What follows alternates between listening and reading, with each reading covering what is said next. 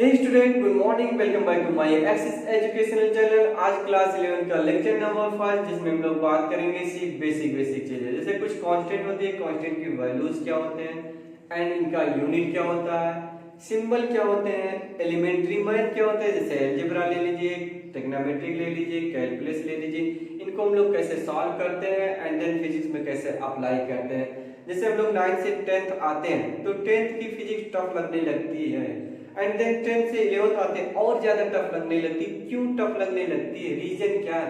क्योंकि मेरे को बेसिक चीजें नहीं पता होती, सिंबल नहीं पता होते, बेसिक मैथ नहीं पता होते, फार्मूला नहीं लर्न होता है, इसीलिए मेरे को टफ लगने लगती है। तो एक दो वीडियो हम लोग सिर्फ बेसिक चीजें सीखेंगे ताकि जिस टॉपिक में हम लोग एंट्री करें इजीएस्ट वे में हम हैंडल कर सके, टफ ना लगे। जहां हम लोग सिर्फ 10 क्वेश्चन नहीं सॉल्व हो रहे थे, जैसे 10th में और 10 क्वेश्चन सॉल्व नहीं हो रहे थे, आप 11th पहुंचते ही आपको 100 क्वेश्चन मिलने लगती है, इसलिए आप घबरा जाते हो। घबराना नहीं है, आप स्ट्रांगली उनका फेस करना है, मुझे सामना करना है, ठीक है। तो चलिए गाइस, स्टार्ट करने से पहले आप फटाफट सब्सक्राइब कर लो, बेल आइकन को प्रेस कर लीजिए ताकि जो भी टॉपिक जो भी कॉन्सेप्ट अपलोड करूं उसका नोटिफिकेशन सबसे पहले आपको मिलेगा। इस चलिए देखिएगा, फर्स्ट पार्ट ये है फिजिक्स 11th का पार्ट फर्स्ट। इसमें देखिए हम लोग बात करेंगे इसेंशियल टर्मिनोलॉजी। क्या लिखेंगे? पहला इसेंशियल टर्मिनोलॉजी, ठीक है। इसेंशियल टर्मिनोलॉजी में हम बात करेंगे पहला ग्रीक अल्फाबेट के बारे में, ग्रीक लेटर अल्फाबेट। तो यहां पे मैं लिख दे रहा हूं ऐसा, ग्रीक अल्फाबेट, ठीक है। द ग्रीक अल्फाबेट यानी सिंबल के बारे में हम लोग बात करेंगे। सिंबल जैसे आपने देखा होगा अल्फा, पहला मैं ये यूज कर ले रहा हूं अल्फा, देखिए अल्फा। सेकेंड लिख लीजिए आप बीटा, थर्ड लिख लीजिए gamma, alpha beta gamma, and fourth लिख लीजिए आप डेल्टा।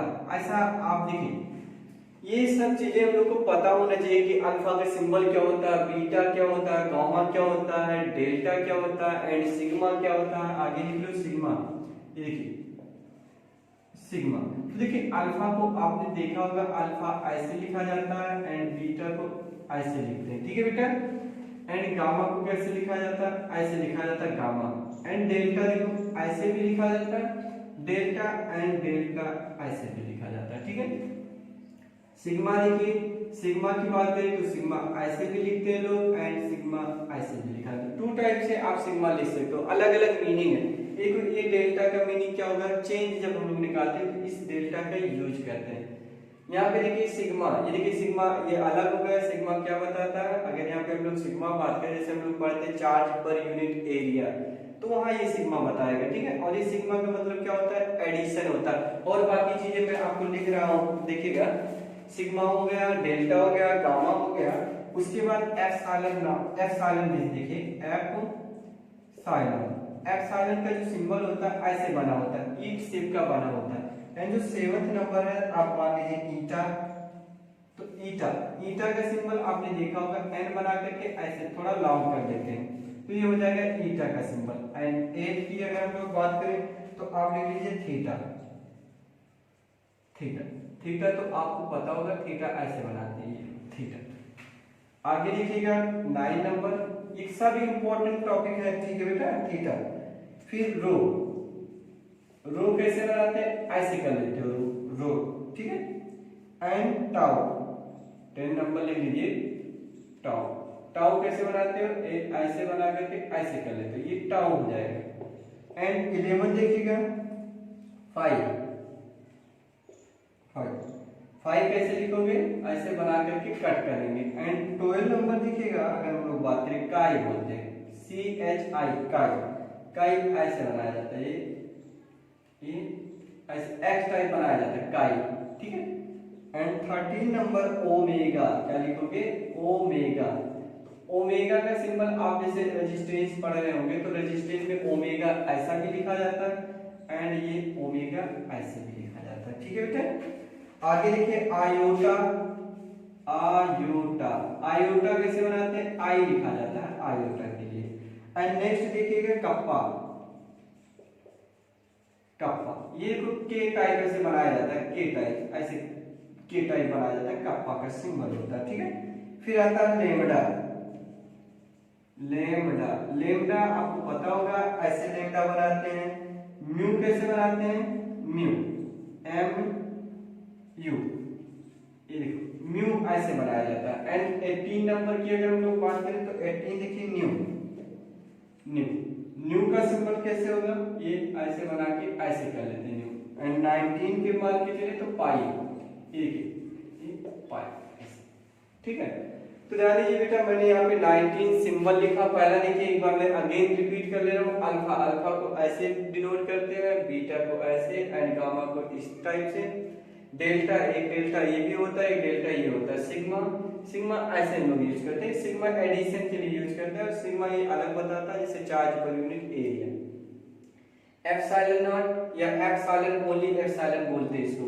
ईटा का सिंबल ये होता है थीटा ऐसे, या थीटा ऐसे कुछ बना लो जो आप यूज करते हैं, देखो ऐसे थीटा, ठीक है। थीटा रो इसे पढ़ा जाता है, इसे टाउ पढ़ते हैं, इसे पाई पढ़ा जाता है, इसे काई पढ़ते हैं, इसे ओमेगा। ओम का जो सिंबल होता है रेजिस्टेंस, ये ओम और ये ओमेगा।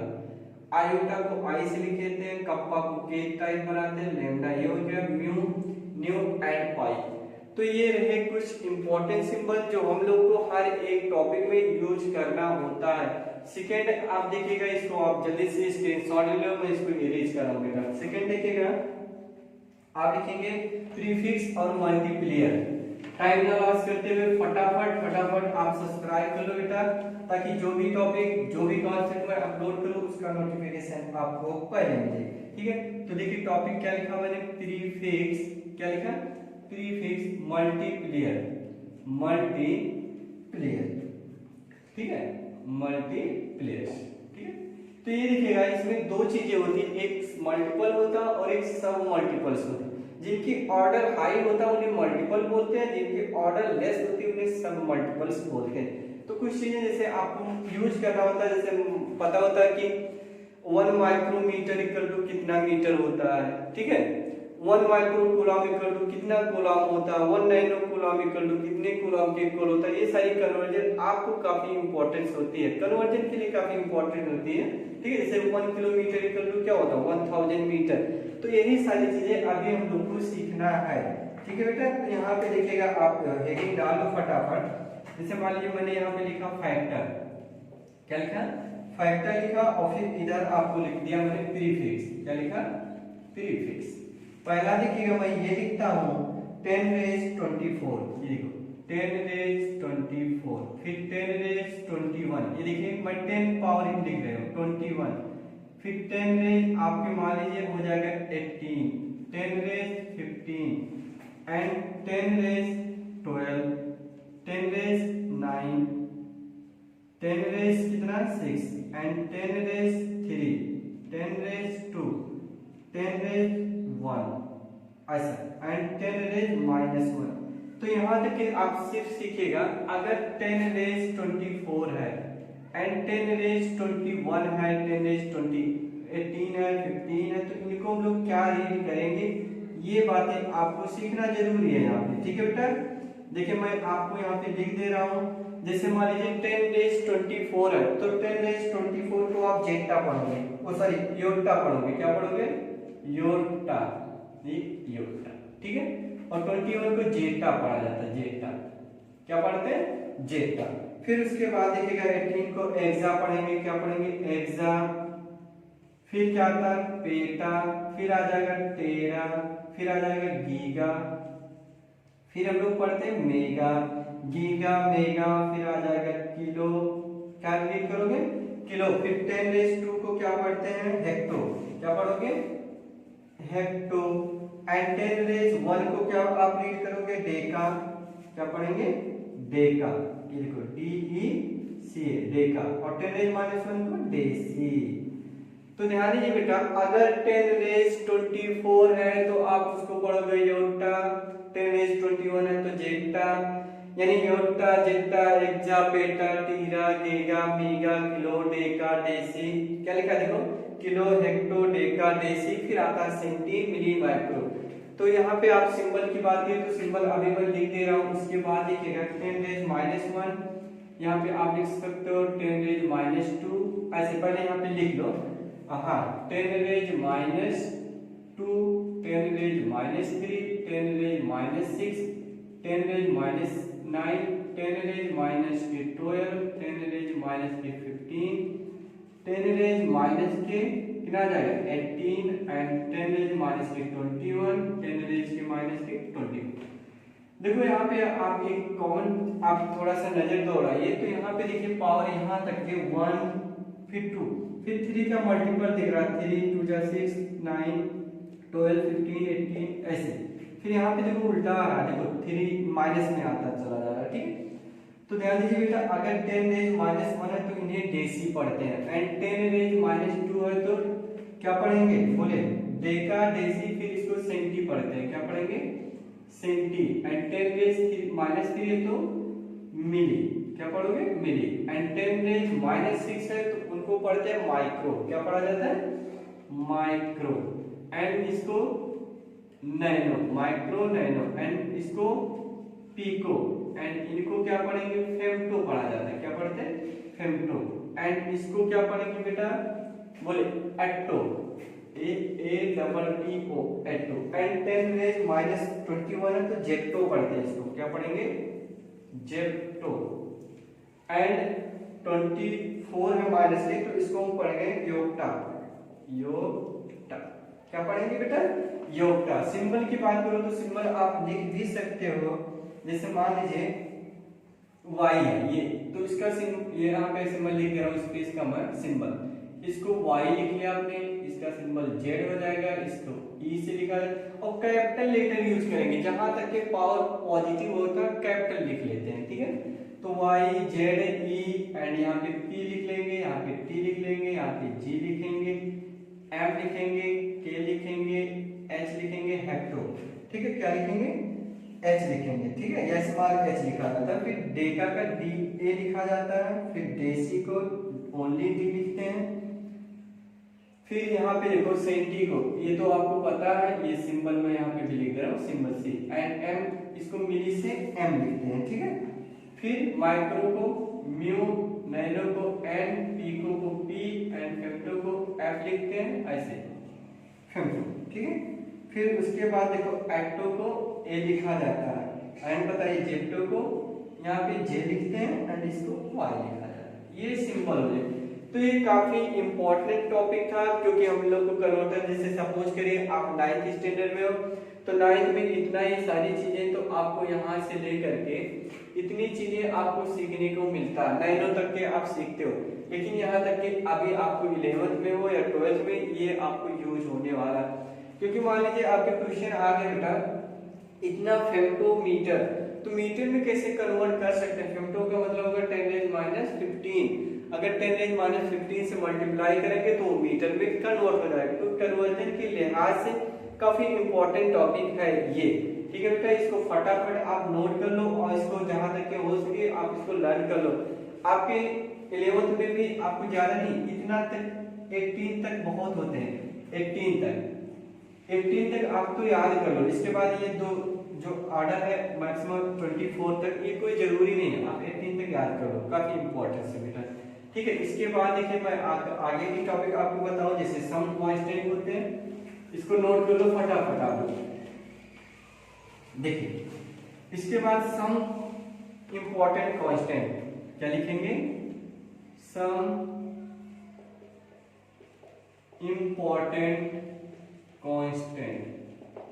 पहला देखो सम इंपॉर्टेंट कांस्टेंट, जैसे आप 10th स्टैंडर्ड में थे, तो 10th स्टैंडर्ड में जैसे पहला मैं आपसे बात करता हूँ, जैसे speed of light in air और वैक्यूम कितना बोला था 3 × 10⁸ मीटर पर सेकेंड।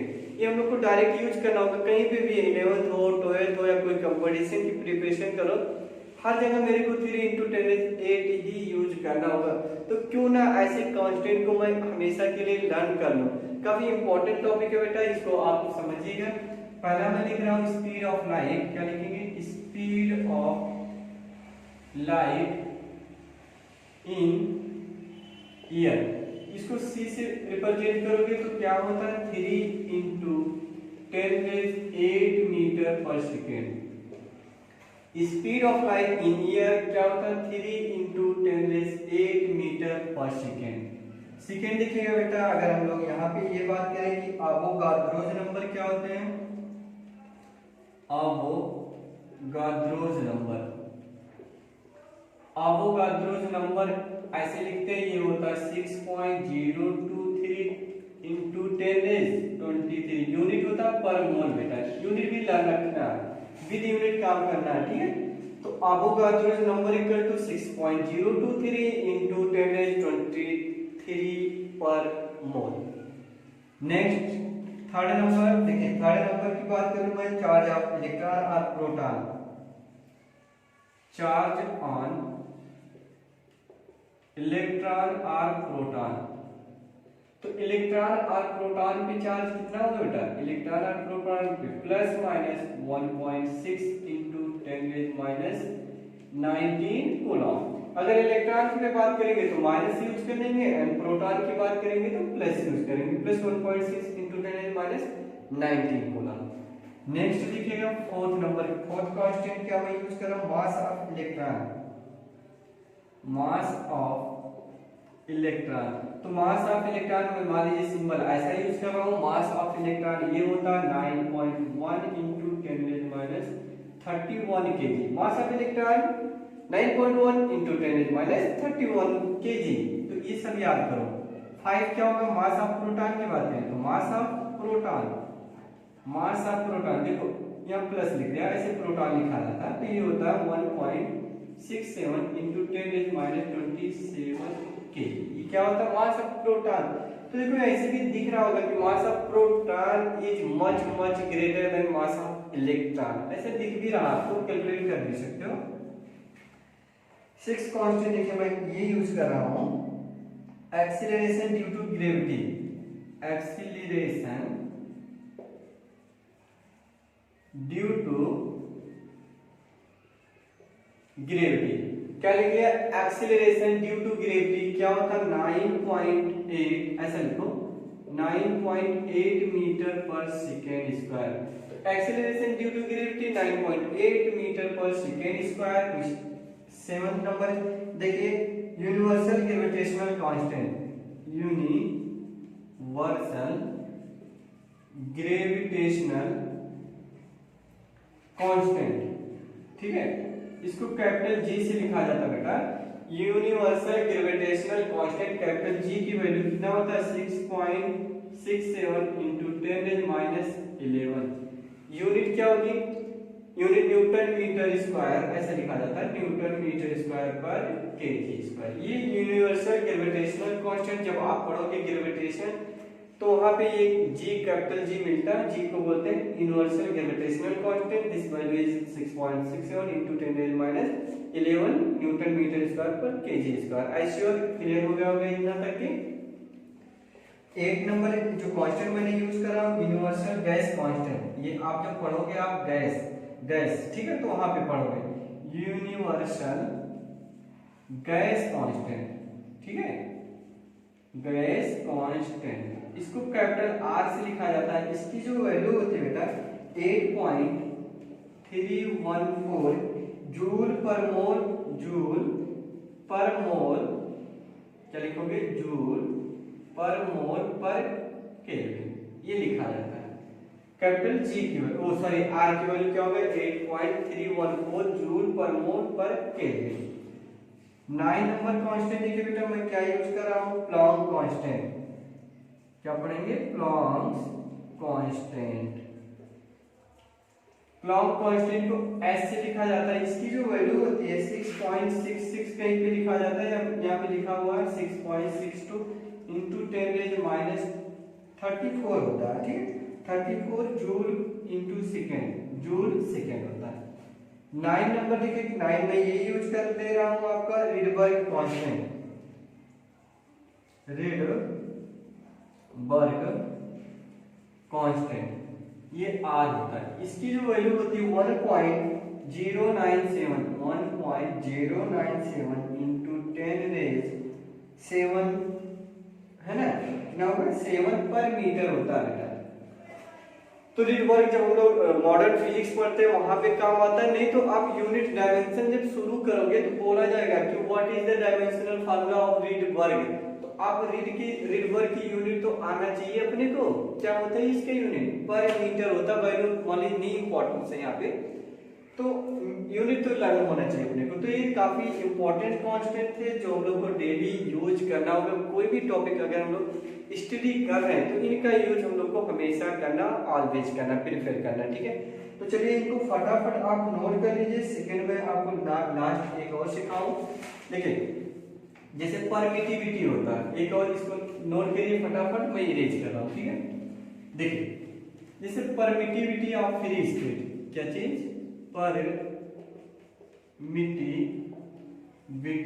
ऑफ फ्री स्पेस, और वैक्यूम भी लिख सकते हो। तो परमिटिविटी ऑफ फ्री स्पेस ये लिखा जाता है 8.85 इंटू 10⁻⁻12। कितना होता है? 8.85 इंटू 10⁻⁻12 यूनिट की अगर हम लोग बात करें तो देखो एक चीज मैं आपको सिखाऊं कि 1/4 की जो वैल्यू होती है 9 इंटू 10⁻⁹, जो इसका यूनिट होता है बेटा न्यूटन, क्या लिखते हैं देखो, न्यूटन मीटर स्क्वायर पर कूलॉम स्क्वायर। तो इसका यूनिट रिवर्स कर लो, कूलॉम स्क्वायर पर न्यूटन मीटर स्क्वायर, ये यूनिट होता है एप्सिलॉन की। और ये भी वैल्यू आप लर्न रखोगे 1/4 ये होता है 1/4 की value 9 into 10⁻⁹ newton metre square पर कूलॉम स्क्वायर, सिर्फ कूलॉम स्क्वायर, ये यूनिट हो जाएगा। देखो ये नीचे आ रहा था, तो उल्टा करूंगा तो वैल्यू भी उल्टा हो जाएगी, इतना आ जाएगा। फिर आप मान के चलिए जो नेक्स्ट है, जो भी है 11 या 12 है, जो भी है परमीएबिलिटी ऑफ फ्री स्पेस।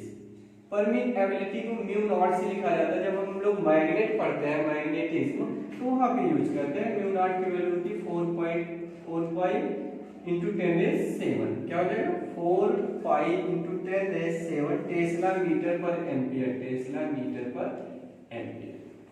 तो ये रहे काफी इंपॉर्टेंट वैल्यूज जिनको आपको लर्न रखना है, काफी इंपॉर्टेंस होते हैं।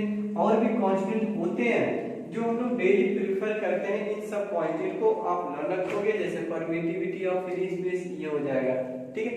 जैसे और भी वैल्यू है, जैसे मान लीजिए 1/√μ0 जैसे ये मान लो म्यू नॉट है, यानी परमिटिविटी ऑफ फ्री स्पेस को म्यू नॉट लिख लिया एंड इसको मतलब एप्सिलॉन म्यू नॉट। तो 1/√, में जब इनको सॉल्व करोगे आप तो आपको मिलेगा 3 इंटू 10⁸ मीटर पर सेकेंड। कितना मिलेगा वैल्यू आपको? 3 इंटू 10⁸ मीटर पर सेकेंड, ठीक है बेटा। तो आज के लेक्चर में सिर्फ हम लोग इतना ही बात की कि ग्रीक जो लेटर होते हैं अल्फाबेट, उनके सिंबल क्या होते हैं, एंड जो मल्टीप्लियर होते हैं वो मल्टीप्लियर कितना होते हैं, ये सारी बातें अभी हम लोगों ने फर्स्ट लेक्चर में सिर्फ बेसिक चीजें बातें की हैं। सेकेंड लेक्चर में हम लोग बात करेंगे बेसिक मैथ्स के बारे में, ट्रिग्नोमेट्री पार्ट कवर करेंगे, अलजेब्रा कवर करेंगे एंड कैलकुलस, क्योंकि ये हम लोग का बेस ही है। अगर ये बेस नहीं स्ट्रांग है तो पूरी फिजिक्स में रोना पड़ेगा हम लोग को, समझ में नहीं आएगा कौन सा फार्मूला यूज करूं, क्यों ऐसा करें। पहले बेसिक क्लियर कर लिए। हम लोग डेली टॉपिक वाइज आपको प्रोवाइड करते रहूंगा, एक टॉपिक एक कॉन्सेप्ट मैं आपको देता रहूंगा, डेली आपको मिलेगा। तो आप फटाफट अभी सब्सक्राइब कर लो बेटा और बेल आइकन को प्रेस कर दो, ताकि आपका प्रिपरेशन बहुत अच्छे से हो जाए। आप बोर्ड हो या आईआईटी की, नीट की और सीईटी की अगर प्रिपरेशन करो तो सब के लिए मैं उसी अप्रोच से आपको स्टडी कराऊंगा। पहले बोर्ड कवर करूंगा, then IIT, NEET and MSCT के कॉन्सेप्ट अच्छे से क्लियर करेंगे, देन असाइनमेंट सॉल्व करेंगे, प्रीवियस ईयर क्वेश्चन सॉल्व करेंगे। तो आप अच्छे से अपने आप को मेंटली फिट कर लो, सेट कर लो कि मेरे को आईआईटी में जाना है, नीट में जाना या एमएससीटी करना है मेरे को, ठीक है। अभी अपने को प्लान बना लो, देन उसी के अकॉर्डिंग